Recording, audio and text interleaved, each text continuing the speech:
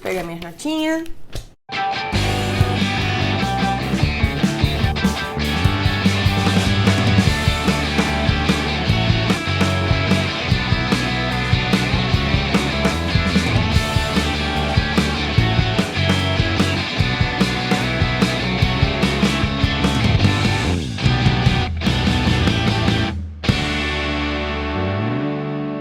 Olá e bem-vindos ao Experimento 237, o seu cantinho aleatório do fandom, e bem-vindos a mais um review caótico de WandaVision, porque só assim que essa série consegue ser reviewed. O quarto episódio de WandaVision foi um episódio bem explicativo, assim, pra galera que tava meio perdido, não tava entendendo qual era muito bem o rolê dessa série. Eu acho que agora, depois do quarto episódio, ficou bem claro qual é a proposta da série. Eu, particularmente, não gostei muito da gente ter um episódio tão explicativo. Eu acho, assim, a gente precisa ser capaz de extrapolar a partir daquilo que foi apresentado e tentar minimamente entender o que tá rolando, mas eu sei que tem uma galera que talvez esteja precisando aí que alguém pegue pela mão e diga: amigo, então, deixa eu te explicar. E foi mais ou menos isso que esse episódio fez. Mas ele também trouxe algumas coisas novas, algumas informações aí complementares que a gente não tinha, que foram bem legais. Os primeiros 10 a 15... os episódios têm mais ou menos uns 20 e poucos minutos, então os primeiros 8 minutos de episódio foram dedicados a situar a gente na história da Geraldine, que na verdade é a Monica Rambeau. Eu evitei falar disso até agora porque, né, assim, acabava sendo um pouco spoilerento, mas agora já foi. E a gente descobre que ela tinha desaparecido no blip, né, ou como a gente de fora do MCU chama no snap. No momento em que o Thanos estalou os dedos, ela desapareceu. E a gente assiste o momento das pessoas normais voltando depois do snap. E é meio caótico, é um pouco aquilo que a gente lá no Podcrastinadores tinha especulado, assim, das pessoas simplesmente materializando aonde elas estavam, o que ainda não explica o que aconteceu com as pessoas que desapareceram, por exemplo, no meio de um voo de avião ou num cruzeiro transatlântico e tal. Continuo achando que talvez uma galera tenha rodado aí nesse Paranauê.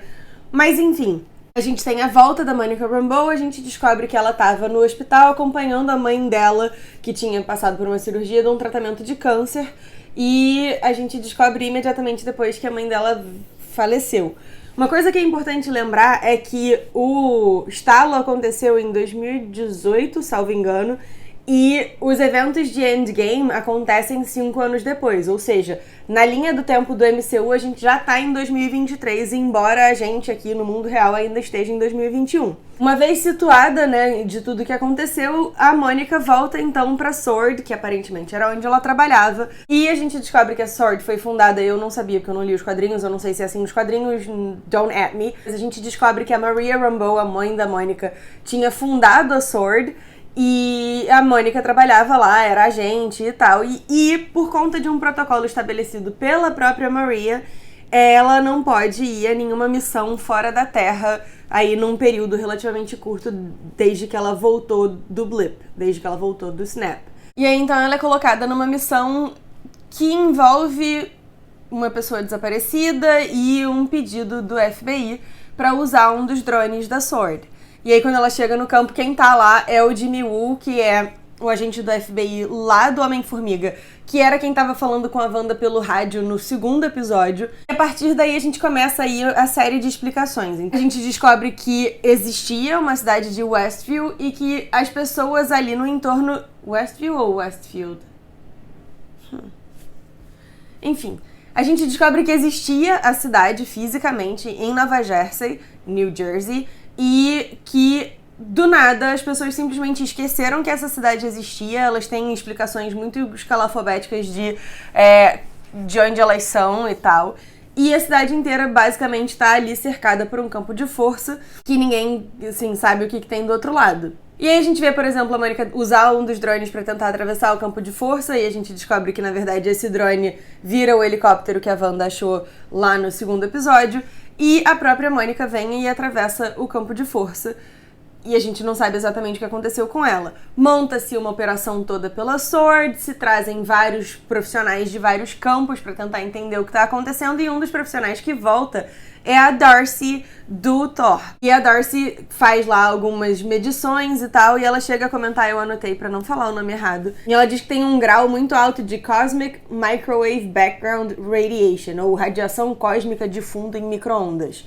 Enfim, eles estão lá fazendo as medições e ela identifica que em meio a essas radiações estão vindo também umas transmissões meio que de rádio. Aí, a partir disso, ela consegue identificar que são transmissões que só vão ser captadas por televisões antigas. Ela pede pra armarem uma TV antiga e era ela que estava no final do primeiro episódio assistindo toda a série dos anos 50. É a mãozinha dela e o caderno dela que a gente vê no final do primeiro episódio. A partir daí começa toda uma operação pra tentar entender o que tá acontecendo.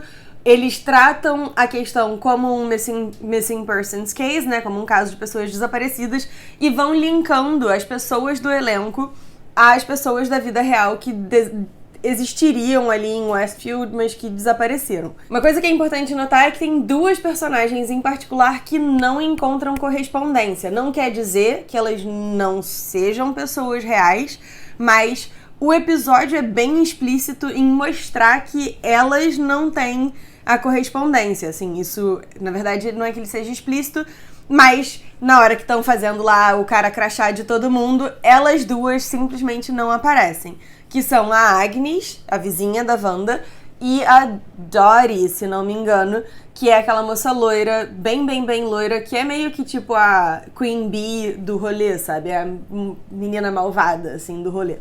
Então fica aí pra gente a dúvida se elas, afinal de contas, têm correspondência no mundo real ou não, e se elas são personagens, assim, que foram alterados por essa realidade, ou se elas, na verdade, são parte dessa realidade, ou se elas são, talvez, o que esteja mantendo a Wanda e o Visão ali dentro. A gente descobre que o apicultor que saiu do esgoto no segundo episódio, na verdade, é um dos agentes que está envolvido ali na operação da SWORD. Ele estava com uma roupa de radiação.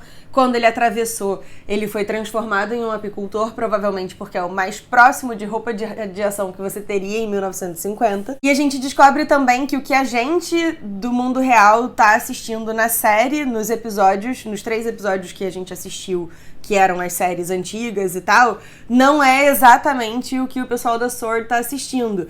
Quando a gente vê o glitch, ou quando a gente vê a Wanda rebobinar o episódio, por exemplo, com o caso do apicultor, para a galera da SWORD, simplesmente dá um bugzinho na série, e a série corta e troca, tipo, de cena e tal.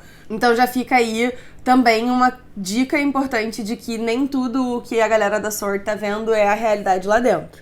A gente continua sem saber por que muda tanto as décadas.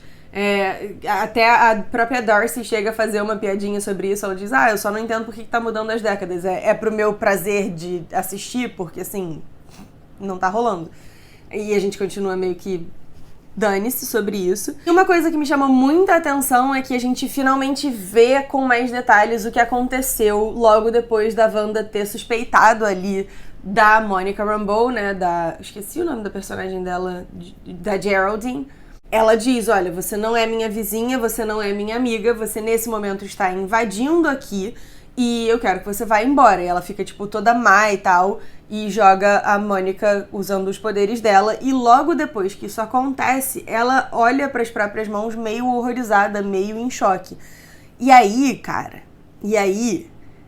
meu cérebro de teoria da conspiração, aquele maluco, sabe, com os vários papéis, as várias linhas linkando, não sei o quê, eu continuo não plenamente convencida de que a Wanda esteja em perfeito controle do que tá acontecendo. Porque eu gosto quando as coisas são mais do que elas aparentam, e se é a Wanda, enfim, eu acho muito fácil ser só a Wanda no perfeito controle. Principalmente porque logo depois dessa cena a gente tem 2 momentos em que há um reforço muito intenso de que é a Wanda que tá no controle. A Geraldine fala isso, né? Logo depois que ela sai do campo de força, ela... é a Wanda que tá fazendo tudo. E a gente tem uma cena que a gente do lado de fora não chegou a ver, em que a Wanda, quando o Visão pergunta pra onde a Geraldine foi, a Wanda tem uma visão dele, ela vê o Visão como o Thanos tinha deixado quando ele arrancou a pedra da cabeça dele, então todo cinza, com o buraco e tal, aí ela fecha o olho e fez tipo, não, e assim, quando ela volta a olhar, o Visão tá normal de novo, e o Visão diz pra ela, cara, a gente não precisa ficar aqui, a gente pode ir pra onde a gente quiser, e a Wanda diz, não, a gente não pode, e depois ela diz, tá tudo sob controle, não se preocupa. E aí eu acho que potencialmente a Wanda saiba que saindo ali daquela bolha de realidade dela, a vida dela vai mudar, o Visão vai continuar morto, todas as coisas. Aí, em termos de especulação, eu tenho... Ui, arranquei o microfone. Aí, em termos de especulação, eu tenho várias perguntas. A primeira delas, a gente sabe que a Mônica entrou de um jeito na bolha e saiu de outro. Quer dizer, então, que as coisas são afetadas por essa troca de realidade. A gente não sabe o que aconteceu com o apicultor depois que a Wanda rebobinou.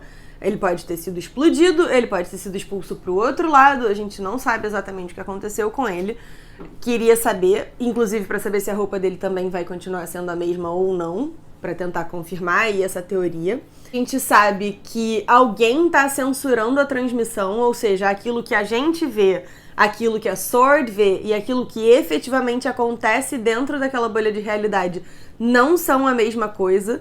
Tanto que a gente não tinha tido esse rolê de ver o Visão e ver a própria Wanda expulsando a Geraldine e tal. A gente sabe que ainda não tem correlação mundo real pra Agnes e pra Dottie. E como a Darcy falou que tem aí o negócio da radiação cósmica, não sei o quê, e inclusive depois, quando ela diz isso pra um outro personagem, ele diz, o que tem é um resquício de radiação do Big Bang, que é uma coisa que aparentemente tem algum fundamento científico e tal. Eu tô cada vez mais convencida de que rola um rolê com a Pedra do Éter. Ou alguma outra das pedras, eu tô fixada na Pedra do Éter porque é a pedra da realidade, é a pedra que faz umas névoazinhas vermelhas e tal, falei um pouco sobre isso no último vídeo, mas eu tô bastante convencida de que as joias do infinito, joia, não é pedra, Nádia, mas vocês me entendem, as joias do infinito estejam envolvidas, principalmente o éter, talvez a joia da mente, não sei. E aí, eu preciso, na verdade, reassistir Endgame, descobrir aonde essas coisas estavam e como saber se elas foram devolvidas adequadamente para as linhas do tempo delas. Inclusive, o que houve com o Loki? Eu lembro de, voltarem no tempo, não sei o que, o Tesseract cair, sair rolando e ele fugir. Olha aí. Uma coisa pra gente pensar sobre, vou reassistir essas drogas desses filmes todos e aí a gente conversa talvez no vídeo da semana que vem. Queria saber de vocês se tem alguma coisa que eu perdi. Eu tô gostando muito, tem uma pessoa que tem comentado nos vídeos, o Leandro, que tem sido, assim, muito bom, muito gratificante pra mim, porque ele comenta, todas as coisas que eu precisava saber sobre quadrinhos, sobre as histórias dos personagens e tal, não sei o quê. Então, assim, se você chegou até aqui, dá uma olhada no comentário do Leandro, com certeza vai ter alguma coisa aqui embaixo super interessante pra você se situar nesse universo. E eu queria agradecer aqui formalmente ao Leandro, porque, assim, tem sido realmente os melhores comentários pra me ajudar nesse sentido. Se você tem alguma coisa a contribuir pra essa conversa, eu queria muito ouvir de vocês. E é isso. Não esquece de curtir o vídeo, de compartilhar com alguém que você acha que possa curtir o canal. E até a próxima, que a Wanda não destrua a nossa realidade. Não se esqueça de curtir o vídeo, compartilhar com alguém que você acha que possa gostar. E até a próxima.